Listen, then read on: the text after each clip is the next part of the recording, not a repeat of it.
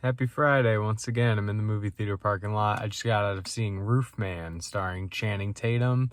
It's also got Lakeith Stanfield in it. It's got Kristen Dunst. Pretty good cast. I like this movie a lot, actually. I thought it was going to be kind of just like a silly comedy. Ended up being kind of a heartfelt story. I was surprised. There was actually a group of like teenagers behind me, 3 of them, and they left halfway through. I think they were kind of bored with it. I think it might have been a little slow for them, maybe not enough jokes.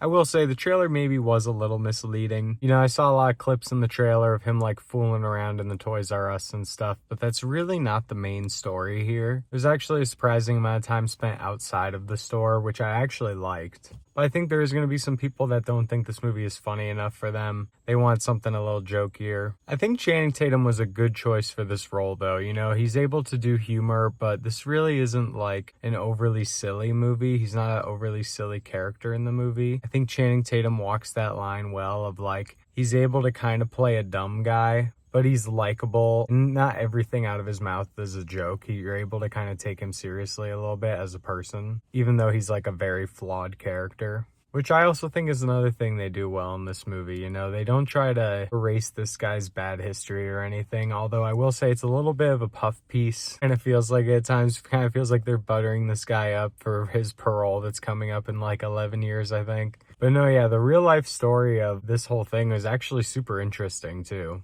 And throughout the credits at the end, they do show some clips of like news footage from back in the day. I thought that was pretty interesting. I know I mentioned she was in the movie, but I have to say Kristen Dunst is really, really good in this. I really, really liked her performance. She might have been my favorite character in the whole movie. I thought this was a great role for her. And they weren't like big names or anything, but I thought the kids that played Kristen Dunst's kids were also very good. They weren't like annoying kid actors or anything, which was cool.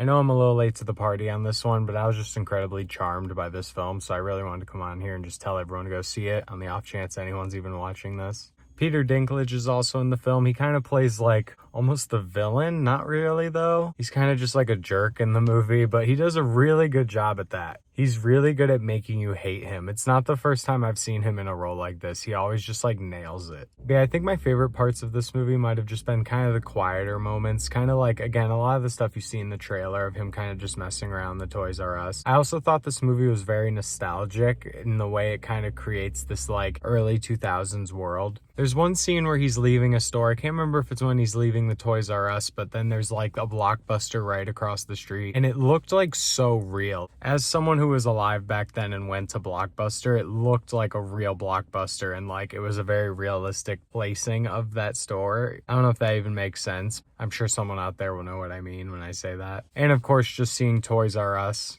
They did a pretty decent job of recreating the inside of the Toys R Us. I didn't think it was perfect. Now I'm just like nitpicking, but it was just kind of fun to look at that kind of stuff, obviously. You know, for someone of like my age, that's the type of nostalgic stuff they're putting in this movie, like almost purposefully to kind of like lure you in, I think. But yeah, that's all I really have to say. I don't really want to like sit here and overly dissect this movie. I'm sure there's a lot more I could talk about, but like just go see it.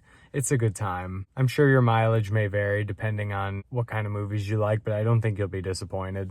This might even get a couple tears out of some people. It was a little bit of a tear jerker. It didn't get my waterworks going, but like I said, it had some heartfelt moments. And I think all that stuff really worked, you know, it really landed in the film. None of it felt like shoehorned in or cheesy. So yeah, Roofman, out of the old Letterboxd 5-star scale, I'm going to give it 4 stars. 4 stars out of 5. I thought it was pretty damn good. But hey guys, thanks for watching. That's pretty much it, and I'll see you next time.